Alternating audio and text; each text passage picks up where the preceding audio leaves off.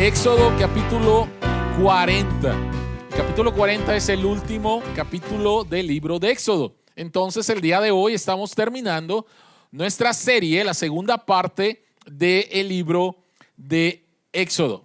Entonces estoy en Éxodo capítulo 40. Los últimos versículos son solamente 5 versículos, versículos 34 hasta el versículo 36. Éxodo capítulo 40, versículos 34 hasta el versículo 38. Este es el último mensaje de nuestra serie. Se llama Viviendo diariamente en la presencia de Dios. Esta es la palabra de Dios. En ese instante, la nube cubrió la tienda de reunión y la gloria del Señor llenó el santuario. Moisés no podía entrar en la tienda de reunión porque la nube se había posado en ella y la gloria del Señor llenaba el santuario.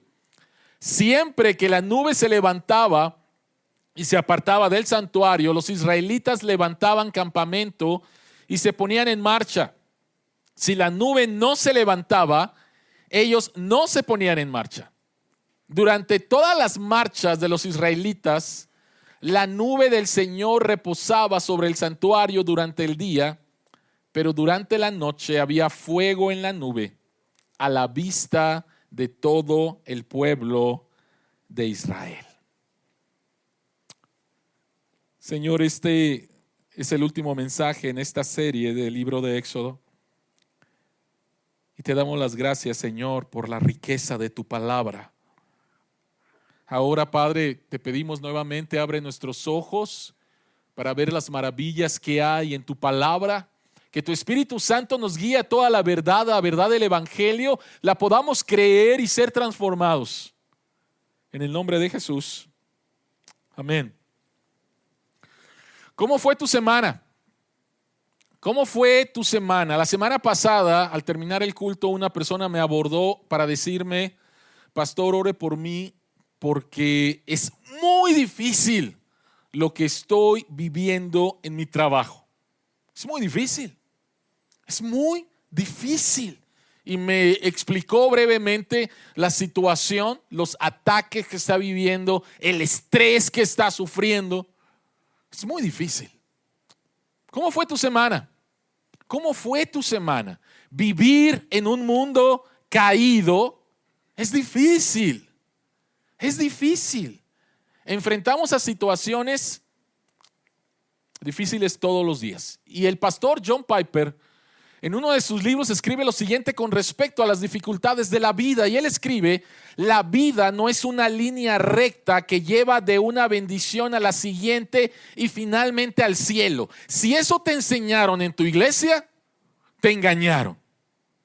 Ven a Cristo y todo será de color de rosa. ¿Sí? Victoria en victoria. Nunca vas a padecer absolutamente nada más. Eso es mentira. La Biblia no enseña eso. No enseña que vivimos de bendición y bendición en línea recta hacia el cielo. John Piper dice: la vida es un camino tortuoso y problemático de retroceso y retroceso. Y en medio de las dificultades de nuestra vida es que nos preguntamos: ¿cómo puedo vivir para otro día? ¿No te ha pasado eso? Llegas de un día difícil de trabajo, un día difícil en la casa y dices: ¿cómo puedo vivir el próximo? Mañana. ¿Cómo puedo? No puedo. En medio de las dificultades de vivir en este mundo caído, nos hacemos esa pregunta. Posiblemente algunos de ustedes están haciendo esta pregunta ahorita mismo, o te la hiciste en el pasado, o te aseguro que te la vas a hacer en el futuro. Es algo normal. ¿Cómo puedo vivir para otro día? Y esta es la pregunta que se está haciendo el pueblo de Israel al finalizar su tiempo de haber acampado a las faldas del monte Sinaí y estar listo para continuar su peregrinaje. y estar listo para continuar su viaje. Recuerden, por favor, el libro de Éxodo, la primera parte, versículos del 1 al 18, Dios saca a su pueblo de Egipto y le dice que lo va a llevar a la tierra que fluye leche y miel, a Canaán, a Palestina. Pero antes hicieron una parada. Y la parada es del capítulo 19 hasta el 40 a las faldas del monte Sinaí, viendo a Dios entregarle la ley a Moisés. Y recuerden, por favor, que en el capítulo 25 Dios les dice: me voy a mudar con ustedes, voy a vivir con ustedes, quiero vivir con ustedes. Y capítulo 25 hasta el capítulo 40 es precisamente la preparación. Dios les dice: hagan un tabernáculo, una tienda de campaña movible donde yo voy a vivir. Los israelitas vivían en tiendas de campaña. Dios dice: yo también voy a vivir entre ustedes, me quiero mudar con ustedes. Y todo el capítulo 25 hasta el 40 es la preparación para hacer el tabernáculo, preparar el lugar donde Dios va a vivir. Y es en medio de eso, pensando en que ya se van a mover, van a continuar el viaje, que surge esta pregunta. Si tienes una Biblia que al final tiene mapas bíblicos, algunas Biblias lo tienen, por favor échale rápido una ojeada al mapa del viaje de Israel desde Egipto hasta la tierra prometida. Y te vas a dar cuenta que no fue un viaje en línea recta.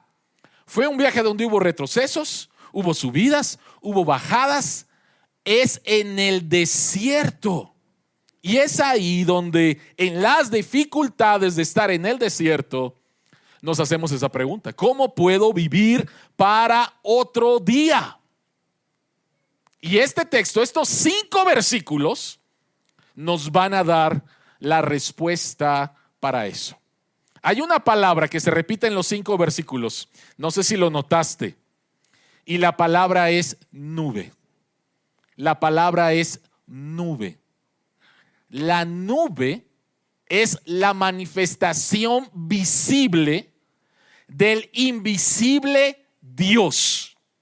¿Cómo es que Dios está una nube que es la manifestación visible de la gloria del Dios invisible? Y la nube, que se repite en estos 5 versículos, tiene diferentes funciones para acompañar al pueblo de Israel en toda la travesía que van a hacer, en todo el viaje que van a hacer hasta la tierra prometida.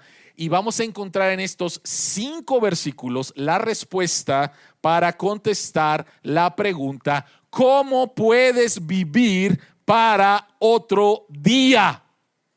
Cuando las cosas son muy difíciles al vivir en este mundo caído. Número 1, ¿tienen ahí sus bosquejos? Número 1, tienes que entender el deseo de Dios. Número 2, tienes que entender el amor de Dios. Número 3, tienes que entender el liderazgo de Dios. Número 4, tienes que entender la fidelidad. ¿Cómo puedes vivir para un día más? Y esta es una buena conclusión para nuestra serie que se llama Viviendo como el pueblo de Dios. ¿Cómo puedo vivir como el pueblo de Dios? Entendiendo el deseo de Dios, el amor de Dios, el liderazgo de Dios y la fidelidad de Dios. Así que vayamos al punto número 1, el deseo de Dios. ¿De qué se trata? Vean por favor el versículo, vean el versículo 33. Vean sus Biblias por favor y vean el versículo 33. Versículo 33 dice, así, lo último, dice, así terminó Moisés la obra. Versículo 34, en ese instante la nube cubrió la tienda de reunión y la gloria del Señor llenó el santuario, el tabernáculo. ¿Pueden ver aquí el sentido de urgencia? Dice que Moisés terminó, o sea, ya está listo el tabernáculo. Moisés lo termina e inmediatamente Dios se muda. Lo que queremos decir es que Dios está deseoso, Dios está entusiasmado, Dios no se aguanta las ganas de cambiarse del cielo a vivir entre su pueblo. Dios está deseoso. ¿Sí te das cuenta de eso? No fue de que terminaron la casa, terminaron el tabernáculo y de repente Dios dijo, ¿me cambio o no me cambio? ¿Me quedo o no me quedo? Es como si compraras un departamento, compraras una casa y la persona te dice, lo único que me falta mañana, lo único que me falta es solamente poner las puertas, ¿no? Y tú estás desde las 6 de la mañana con tus maletas, el carro de mudanza. Y apenas terminan de atornillar la última bisagra de la puerta, inmediatamente entras. Porque tienes deseo de estar y disfrutar tu nueva casa. ¿Pueden ver lo que Dios hace? ¿Pueden ver lo que Dios hace? Se termina inmediatamente. Dios no se quedó voy a ver cómo se portan, voy a ver si la terminaron bien. No, terminan de hacerlo e inmediatamente Dios se muda con su pueblo, porque este es el deseo de Dios. Dios nos creó para Él. Dios nos creó para Él. Y este mismo deseo lo hemos expresado en el Nuevo Testamento, cuando Jesucristo cuenta la parábola del hijo pródigo. Creo que todos conocen la parábola del hijo pródigo.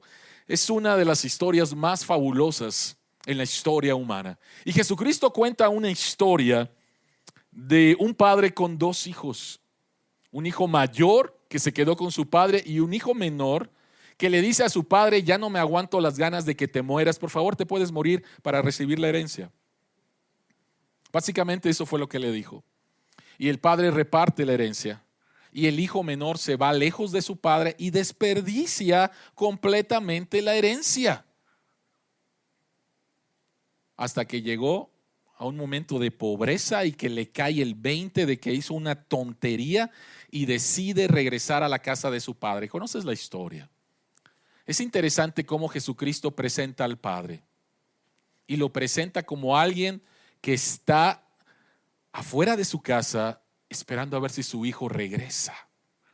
Y Lucas capítulo 15, el versículo 20, cuando el hijo está regresando, Jesucristo dice, todavía estaba lejos cuando su padre lo vio y se compadeció de él, salió corriendo a su encuentro, lo abrazó y lo besó, sabiendo que su hijo había desperdiciado todo. El padre está ahí y no está con los brazos cruzados y chiquito, qué bueno, ya sabía que ibas a regresar con la cola entre las patas. El padre ve a su hijo y hay un deseo de poder estar con él, de poder restaurarlo. El hijo menor estaba perdido, el hijo mayor está perdido también. Porque cuando el padre hace una fiesta para celebrar que el hijo ha regresado, ¿quién se queda afuera? El hijo mayor. ¿Y quién sale a buscarlo? El padre. Un deseo. Un deseo. ¿Y sabes qué? Ese deseo que tiene Dios y que ha manifestado Dios al cambiarse inmediatamente al tabernáculo, este deseo que vemos aquí en esta parábola es el mismo deseo de Dios por ti. Tú eres el objeto del deseo de Dios. Tú eres el objeto del deseo de Dios. Y lo único que te hace cuestionar el que Dios quiera vivir contigo es tu pecado. ¿Realmente Dios quiere vivir conmigo estando mi vida así? Y la respuesta es sí. Por favor, ¿qué es lo que ha pasado anteriormente? Hace algunas semanas lo predicamos. El pueblo de Dios toma el regalo de Dios, el oro, y se hace un ídolo. El hijo pródigo toma el regalo de su padre, el dinero, y va y lo desperdicia. Pero esto no hace que su padre lo ame menos. Esto no hace que su padre lo ame menos. Tu pecado no cambia el deseo de Dios de estar contigo, de vivir contigo. Si algo podemos aprender en el libro de Éxodo, es que el pecado de Israel de quejarse, de murmurar contra Dios, de cometer adulterio espiritual, de hacer el becerro de oro y de adorar un ídolo, no cambió el deseo de Dios por salvarlos. No disminuyó el deseo de Dios de estar con ellos. Y lo mismo es contigo y conmigo. Tu pecado no cambia el deseo de Dios de estar contigo, de vivir contigo. Vivimos en una cultura de rechazo. Y posiblemente te ha rechazado tus amigos, posiblemente te rechazaron en el trabajo, posiblemente te rechazó tu padre, tu madre, tus hijos. Vivimos en una cultura de rechazo. Y cuando experimentaste ese rechazo, posiblemente pecaste para aguantar el dolor al rechazo. ¿Sabes qué es lo que hace Dios? Dios sigue deseándote. Dios sigue deseándote. Dios sigue queriendo estar contigo. Y eso es lo que nos permite vivir para un día más. Saber que aún en medio de mi dolor o en medio de mi fracaso, que la estoy regando, Dios no me rechaza, Dios me busca, Dios quiere estar conmigo, soy el objeto de su deseo. Dios quiere estar conmigo. Ahora, esto levanta la pregunta de por qué Dios no nos rechaza aún en medio de nuestro pecado. Y estoy hablando de como hijos. ¿Por qué Dios no nos rechaza? Porque no le importa el pecado. No va por ahí. No va por ahí. ¿Por qué Dios no nos rechaza? Número 2, por su amor. Para poder vivir para otro día, tú debes de entender el deseo de Dios por ti, pero también debes de entender el amor de Dios por ti. Vean el versículo 35. Dice, Dios baja, el tabernáculo se llena, está la nube ahí, y dice, Moisés no podía entrar en la tienda de reunión porque la nube se había posado en ella y la gloria del Señor llenaba el santuario. Entonces, a ver, no entiendo. Versículo 34, Dios se muda. Versículo 35, no puedo entrar a su casa. Entonces, ¿para qué te mudas? ¿Sí lo ven? Parece una contradicción. Dios se muda, pero no puedo entrar en su casa. Entonces Dios es un Dios caprichoso. ¿Por qué no me deja entrar a su casa? Para eso se mudó, ¿no? Bueno, de ninguna manera este texto habla acerca de que Dios es caprichoso o es una contradicción. Todo lo contrario. Este texto habla acerca del amor de Dios por Moisés y por su pueblo. ¿Por qué? ¿Por qué? Recuerden esta frase, por favor. Lo dije en varios mensajes durante la serie de Éxodo. La santidad de Dios acepta todo lo que es conforme a ella y destruye todo lo que no es conforme a ella. El Dios santo, santo, santo se muda con su pueblo. Está la manifestación visible de la gloria de Dios. Moisés quiere entrar y Dios no se lo permite. Porque si Moisés entra, Moisés es un hombre pecador, sería destruido. Y el pueblo de Israel no puede entrar porque sería destruido. Y entonces, en lugar de ser un capricho, es una manifestación del amor de Dios. No puedes entrar a mi presencia, porque si entras a mi presencia te voy a destruir. Entonces, ¿qué es lo que Dios tiene que hacer? Lo que Dios tiene que hacer es quitar, remover el pecado de su pueblo para que su pueblo tenga acceso a su presencia. ¿Qué libro sigue después de Éxodo? Levítico. ¿De qué trata Levítico? Es uno de los libros más aburridos de la Biblia. Durante algún tiempo para mí fue uno de los libros más aburridos de la Biblia. Reglas y reglas, sacrificios, sangre, o sea, yo decía, ¿qué es esto? Porque no lo entendía. ¿Por qué el libro de Levítico sigue después de Éxodo? Porque Moisés no puede entrar Y para poder entrar se necesita sacrificio, se necesita un sustituto. Y el libro de Levítico nos va a enseñar todo el sistema sacrificial, el derramamiento de sangre para que podamos entrar a la presencia de un Dios santo, porque Dios no se aguanta las ganas de vivir entre nosotros y convivir con nosotros, porque somos el objeto de su deseo. Y el hecho de que Dios no permita que entre Moisés es una manifestación de su amor. El pecado tiene que ser removido de la vida de Moisés, de la vida de su pueblo, para que podamos tener comunión. Y eso es a través del derramamiento de sangre de un animal que simboliza a Jesucristo, lo que Él hizo, el verdadero Cordero de Dios. Se necesita un sustituto, alguien que muera por mis pecados. Y es la única forma de entrar a la presencia de Dios. Por lo tanto, la nube, que era la manifestación visible del invisible Dios en el Antiguo Testamento, en el Nuevo Testamento ya no es una nube, en el Nuevo Testamento es un hombre. En el Nuevo Testamento es un hombre, y este hombre es Jesucristo. Juan 1:14 dice: y el Verbo, hablando de Cristo, se hizo hombre y habitó entre nosotros. He explicado este texto también durante la serie. Y recuerden que la palabra habitó, ¿qué significa? ¿Lo recuerdan? Tabernáculo. La palabra habitó significa tabernáculo. Jesucristo hizo tabernáculo entre nosotros. Se hizo como uno de nosotros, vivió como uno de nosotros y fue a la cruz como nuestro sustituto. Jesucristo fue a la cruz como nuestro sustituto. Entonces Él habitó y vimos su gloria, lleno de gracia y de verdad.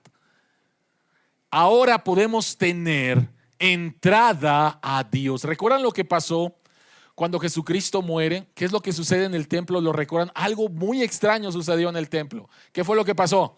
El velo fue rasgado. Este velo impedía que entráramos a la presencia de Dios, al lugar santísimo. Pero cuando Jesucristo muere y paga por nuestros pecados, dice que el velo se rompió. ¿De dónde? De arriba abajo. Es como si Dios hubiera bajado y Dios hubiera roto y dicho: ¡listo! Entrada, pueden entrar, todos pueden entrar. Porque Jesucristo ya pagó por nuestros pecados. Ya no más alguien en una montaña que tiene que subir y vemos allá a Dios de lejos. No, Jesucristo se hace como uno de nosotros para poder vivir entre nosotros. Jesucristo experimentó el abandono y el rechazo al nivel más grande posible. Al nivel más grande posible. Jesucristo experimentó el sufrimiento a un nivel que tú nunca vas a poder experimentar. Jesucristo experimentó ese sufrimiento para que tú no lo experimentaras. Jesucristo nunca te va a decir: ven y experimenta mi sufrimiento. Nunca te va a decir eso. Jesucristo experimentó un sufrimiento único para que tú y yo no lo experimentáramos, el rechazo que Él experimentó. Por lo tanto,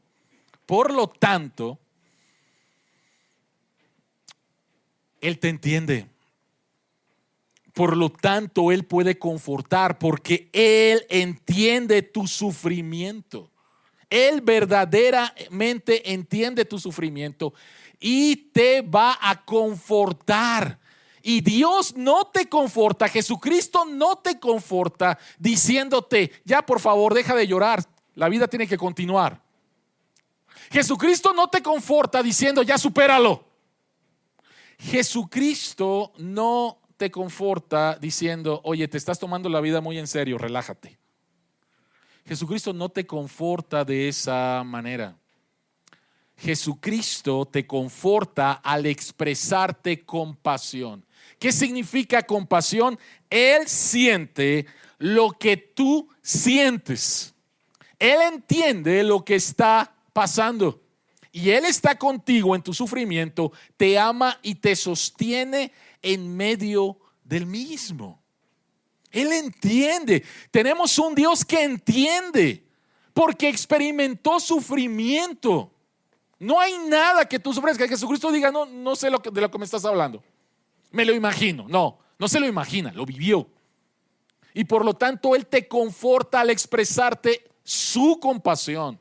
Él siente lo que tú sientes, Él entiende lo que está pasando y Él te ama y te sostiene, no te va a rechazar en medio de lo que estás pasando. Por lo tanto, iglesia, ¿cómo puedes vivir para otro día? Número 1, entendiendo el deseo de Dios por ti. Y número 2, entendiendo su amor, un amor costoso. No te costó a ti, pero sí le costó a Dios. Sí le costó a Dios. Y Él te entiende. Pero también necesitamos entender el liderazgo de Dios. Versículos 36 y 37 dice: siempre que la nube se levantaba y se apartaba del santuario, los israelitas levantaban campamento y se ponían en marcha. Si la nube no se levantaba, ellos no se ponían en marcha. Aquí tenemos otra palabra que se repite en este texto, pero en la Nueva Versión Internacional no lo refleja del todo bien. La Reina Valera 60 dice en el versículo 36: y cuando la nube se alzaba del tabernáculo, los hijos de Israel se movían en todas sus jornadas, a vista de toda la casa de Israel en todas sus jornadas. Versículo 38. La palabra jornada significa viaje. Recordemos, por favor, Dios saca a su pueblo de Egipto y el viaje es de Egipto a la tierra prometida. Ese es el viaje. Y Hebreos capítulo 3 y el versículo 4 y el capítulo 4 nos enseñan que lo que experimentó el pueblo de Israel en su jornada, en su viaje de Egipto a la tierra prometida, es paralelo a lo que nosotros como iglesia vivimos. Nosotros como iglesia estamos en un viaje. ¿Cuál es ese viaje? Estamos en el viaje del momento en el cual Dios nos perdonó nuestros pecados al arrepentirnos y poner nuestra confianza en Cristo a la tierra, nueva tierra y nuevos cielos. Ese es nuestro viaje. Entonces, si el viaje de Israel de Egipto a la tierra prometida es paralelo al viaje de los cristianos del momento de su conversión hasta los nuevos cielos y la nueva tierra, ¿qué aprendemos de ese viaje? ¿Qué es lo que aprendemos de ese viaje? Y lo que aprendemos es que el pueblo de Israel fue guiado con propósito durante toda su jornada en el desierto. El pueblo de Israel fue guiado con propósito. Hace un momento dije, ¿tienes ahí tu Biblia? Ve a la última parte, a lo mejor encuentras unos mapas. Ve al mapa, por favor, donde dice el viaje de Israel de Egipto hasta la tierra prometida. ¿Ya lo encontraste? ¿Cómo es ese viaje? ¿Es un viaje en línea recta? No, de ninguna manera. Déjenme decirles algo. El viaje de línea recta de Egipto a la tierra de Canaán es de 2 semanas. Es de 2 semanas. ¿Cuánto le tomó a Israel llegar a la tierra prometida? ¿Qué? O sea, ¿cómo? Un viaje de 2 semanas se convirtió en un viaje de 40 años. Qué mal, ¿no? Qué mal. ¿Y por qué decimos qué mal? Porque valoramos la eficiencia. Valoramos la eficiencia y no nos cabe en la cabeza, ¿sí?, que un viaje de 2 semanas se convierta en un viaje de 40 años. ¿Por qué se convirtió en un viaje de 40 años? La salida de Egipto fue rápida, la llegada no. ¿Y saben por qué? Porque Dios deseaba que su pueblo llegara transformado a la tierra de Canaán. La primera generación no llegó. La primera generación no llegó por causa de su incredulidad. Y ellos, después de que vieron la tierra prometida, dijeron, no entremos, hay gigantes. Van a esclavizar a nuestros hijos, van a violar a nuestras mujeres. regresemos a Egipto, ¿recuerdan? Y Dios dice, ustedes no van a entrar. Son una generación incrédula. Sus hijos son los que van a entrar. Sus hijos son los que van a entrar. Dios desea que entremos a la tierra prometida transformados, y por eso se llevó 40 años ese tiempo. Porque Dios desea que seamos transformados, que aprendamos a confiar en Él, en su deseo, en su amor y en su liderazgo. Si la nube se levantaba, el pueblo se levantaba. Si la nube descendía, el pueblo paraba. En otras palabras, Dios se mueve, me muevo. Dios no se mueve, no me muevo. Ellos están aprendiendo eso. El viaje, todo el viaje tenía un propósito. Fueron guiados con propósito. Y nuevamente, vean por favor el viaje. Y bajan, y suben, y se van a la izquierda, y se van a la derecha, y vuelven a subir, y vuelven a bajar. O sea, y posiblemente en ese tiempo algún israelita decía, ¿qué estamos haciendo? O sea, ya pasó un año en el desierto, ya pasaron 15 años en el desierto, ya pasaron 18 años en el desierto, rascándose la cabeza y diciendo, ¿qué es lo que Dios está haciendo?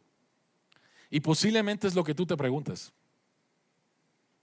Ahorita, en el momento del viaje en el cual te encuentras, ¿qué es lo que Dios está haciendo? No entiendo lo que Dios está haciendo. Un filósofo de la Universidad de Oxford llamado Basil Mitchell cuenta una parábola, y esta parábola se llama la parábola de la resistencia. La parábola de la resistencia. Y esta parábola nos ayuda a contestar esta pregunta. ¿Es racional confiar en Dios incluso cuando no entendemos completamente lo que está haciendo? 40 años en el desierto, bajando, subiendo, izquierda, derecha, nos regresamos, caminando en círculos. ¿Qué es lo que estás haciendo, Dios? ¿Qué es lo que estás haciendo, Dios? No entiendo. Escuchen por favor esta parábola. Imagina que estás en la Francia ocupada por los alemanes durante la Segunda Guerra Mundial y quieres unirte al movimiento de la resistencia contra los nazis. Una noche, en el bar local, un extraño se te acerca y se presenta como líder de la resistencia local. Pasa la noche contigo explicándote los requisitos generales de tus funciones y dándote la oportunidad de evaluar su confiabilidad y ofreciéndote la oportunidad de no ir más allá. Pero su advertencia es severa. Si te unes, tu vida estará en riesgo. Esta será la única reunión que tendré cara a cara contigo.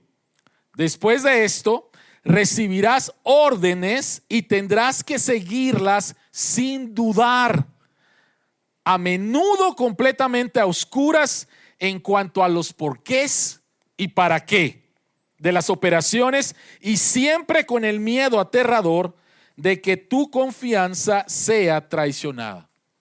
¿Es razonable tal confianza? A veces lo que hace el líder de la resistencia es obvio. Está ayudando a los miembros de la resistencia. Gracias a Dios que está de nuestro lado, dices. A veces no es obvio. A veces el líder lleva el uniforme de la Gestapo arrestando a los líderes y sin que tú lo sepas, los libera para que no los vean y los ayuda a escapar de los nazis. Pero siempre debes de confiar y seguir las órdenes sin cuestionar, a pesar de todas las apariencias, pase lo que pase. El líder de la resistencia sabe más, te dices. Solo después de que la guerra termina, se descubrirán los secretos, se revelarán los códigos, se reivindicarán los verdaderos camaradas, se expondrán a los traidores y se dará sentido a las explicaciones que no entendías. Os Guinness, comentando esta parábola, dice lo siguiente: la parábola del líder de la resistencia es una imagen adecuada de los dilemas de la fe en un mundo caído. El mal no es un problema porque Dios es demasiado pequeño, aunque hace lo mejor que puede, sino porque Dios es tan grande que no se puede esperar que sepamos lo que está haciendo. Y lo único que somos llamados es a confiar. Es a confiar. Solamente a confiar.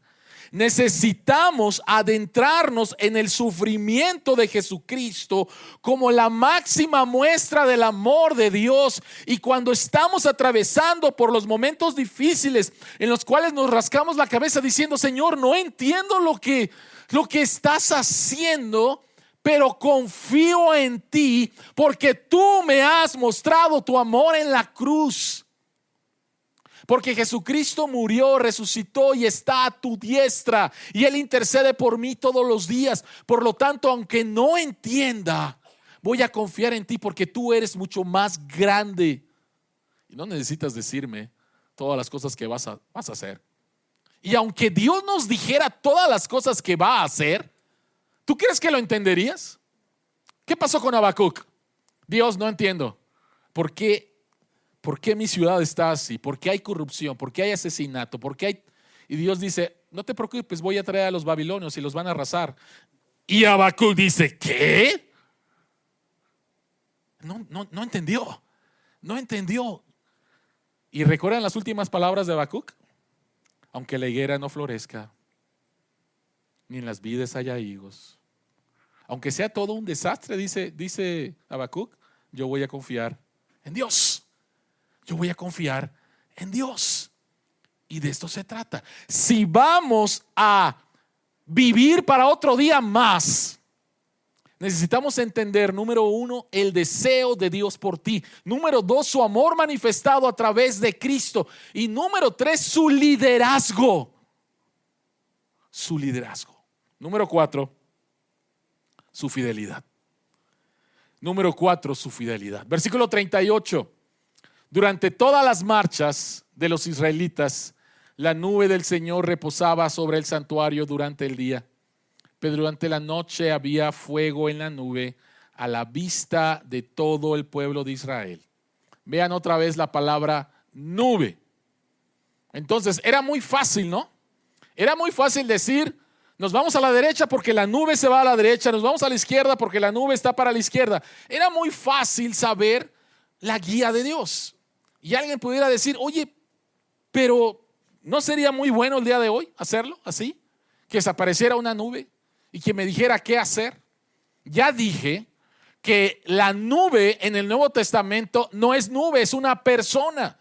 Y este es Jesucristo. Y es mucho más grande que una nube. Pero posiblemente digas: bueno, sí, pero Jesucristo subió a los cielos. Entonces, ¿cómo puedo saber la voluntad de Dios? Dios nos ha dejado su palabra y su Espíritu Santo para entender su palabra. Dios nos ha dejado su palabra y el Espíritu Santo para entender su palabra. ¿Y sabes qué es lo que nos dicen las Escrituras? Las Escrituras revelan que Dios no ha roto jamás ninguna de sus promesas. Dios ha sido fiel a cada una de sus promesas. La historia de la humanidad, lo voy a decir de otra manera, la Biblia es la historia de la humanidad de cabo a rabo. La Biblia es, tú tienes que ver la Biblia como tu historia dentro de la grande historia de Dios. Y cuando ves la grande historia de Dios, entonces entiendes que Dios jamás ha roto ninguna de sus promesas. Dios estuvo con ellos cada día en ese desierto, y la Escritura dice que tuvieron pan todos los días, que la suela de sus zapatos no se gastó, que la ropa no se rompió. Dios estuvo ahí fiel, sosteniendo cada día a su pueblo. Dios no rompe ninguna de sus promesas. Dios no rompe ninguna de sus promesas. Pero posiblemente todavía te estás preguntando, ok, pero ¿cómo puedo vivir otro día más? Me gustaría tener esta nube. ¿Qué pasa cuando alguien te empieza a contar el final de una película que todavía no has visto? ¿Qué pasa? ¿Qué le dices? ¡No! ¿Qué pasa cuando quieres ver un partido, no lo pudiste ver y te están platicando el partido y te van a decir cómo quedó y tú dices, ¡no! Conozco un pastor que le gusta andar revelando los finales de las películas, no les voy a decir cómo se llama, pero decimos, ¡no! No queremos conocer el final porque queremos ver la película, queremos ver el partido. Pero ¿sabes qué? Eso no es cierto en la vida real. En la vida real sí queremos saber el final. Estás pasando por una situación muy difícil y no le has dicho a Dios, Señor, ¿me permitirías ver el final para ver si voy a aguantar? Si pudiera ver el final, Señor, sería más fácil. Pudiera aguantar este dolor, pudiera aguantar este estrés, pudiera aguantar este rechazo. Señor, ojalá me pudieras echarme un clavado y ver el final. ¿Lo voy a lograr o no lo voy a lograr? ¿No? Queremos ver el final. ¿Y sabes qué? Jesucristo quiere que veas el final. Jesucristo quiere que veas el final. Apocalipsis capítulo 21 y el capítulo 22, Dios nos dice, así va a terminar todo. Así va a terminar todo. La Biblia nos enseña que Cristo regresa pronto para estar con nosotros presencialmente, y cuando lo haga no habrá más muerte, ni llanto, ni lamento, ni dolor. Así acaba. Así acaba. Dios ya nos dio el final. No estamos, ¿ganará Dios? ¿Ganará el diablo? ¿Qué pasará? No, no estamos así. Ya sabemos quién gana. Y ya sabemos que vamos a estar ahí. Y ya sabemos que Dios va a limpiar todo llanto. Ya no va a haber más muerte, no va a haber más enfermedad, no va a haber más dolor, no va a haber más corrupción, no va a haber más eso. Sabemos ya el final. Sabemos ya el final. Y saber el final nos ayuda entonces para poder vivir otro día más. Para poder vivir otro día más. C.S. Lewis, profesor de Oxford, fue un ateo. Siendo adulto era un ateo. Hasta que fue confrontado y pensó y leyó las escrituras y llegó al convencimiento de que Jesucristo era Dios. Él dice en su libro Sorprendido por gran gozo, donde habla acerca de su conversión, dice, en un día me subí a un camión siendo un no creyente y cuando me bajé del camión ya era creyente, ¿no? Pero no le llevó solamente ese tiempo, le llevó mucho tiempo de examinar las escrituras y Dios lo trajo a él y fue convertido. Y de entre sus muchas obras que escribió 7 libros para niños que se llaman Las Crónicas de Narnia. Ustedes me han escuchado hablar mucho y cito mucho a Tim Keller. Cuando Tim Keller conoció a la que iba a ser su futura esposa, Kathy Keller, Kathy le dijo, yo no voy a andar contigo si tú no lees Las Crónicas de Narnia. Es un buen consejo, ¿sí? No voy a andar contigo si no lees Las Crónicas de Narnia. Y el último libro de Las Crónicas de Narnia se llama La Última Batalla. ¿No han leído Tienen que leer Las Crónicas de Narnia. Tienen que leerlas. La Última Batalla es genial, ¿sí? Es genial, ¿ok? Y C.S. Lewis captura en La Última Batalla, en la última página del libro, en la última frase del libro, esta historia de Dios. Y él escribe lo siguiente. Esto es lo último, así acaba el libro. Ahora por fin estaban comenzando el capítulo primero de la gran historia que nadie en la tierra ha leído, que nunca se acaba, en la cual cada capítulo es mejor que el anterior. Así va a acabar tu vida. O así va a empezar tu vida. Así va a acabar tu vida. Pero entonces cuando acabe tu vida aquí en la tierra, va a empezar el capítulo primero de la gran historia que nadie en la tierra ha leído, que nunca acaba, en la cual cada capítulo es mejor que el anterior. Iglesia, tú puedes vivir para otro día, porque si estás en Cristo, tu historia tiene un increíble final.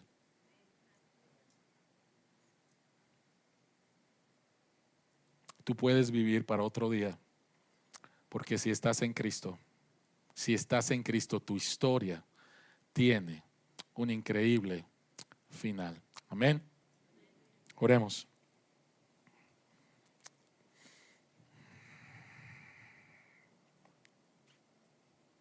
Padre que estás en los cielos,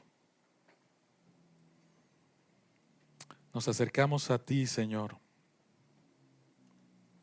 Nos acercamos a ti y te damos las gracias por el gran deseo que tienes de estar con nosotros.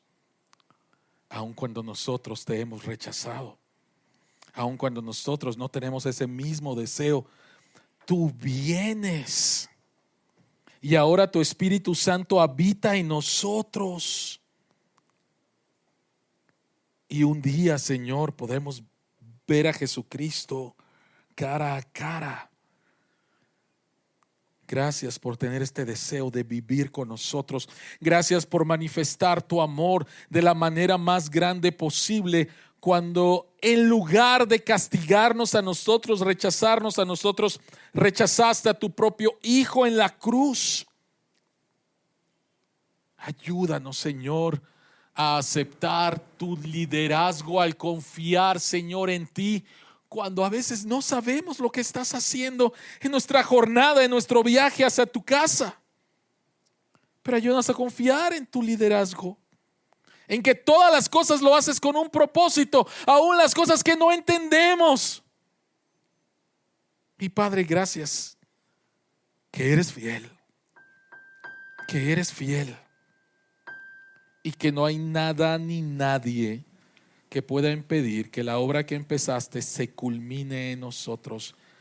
Gracias, Señor, que nos has dado un vistazo al futuro, al final, y sabemos cómo terminará, Señor, nuestra vida y cómo empezará nuestra siguiente vida, como dijo C.S. Lewis, donde cada capítulo es mejor.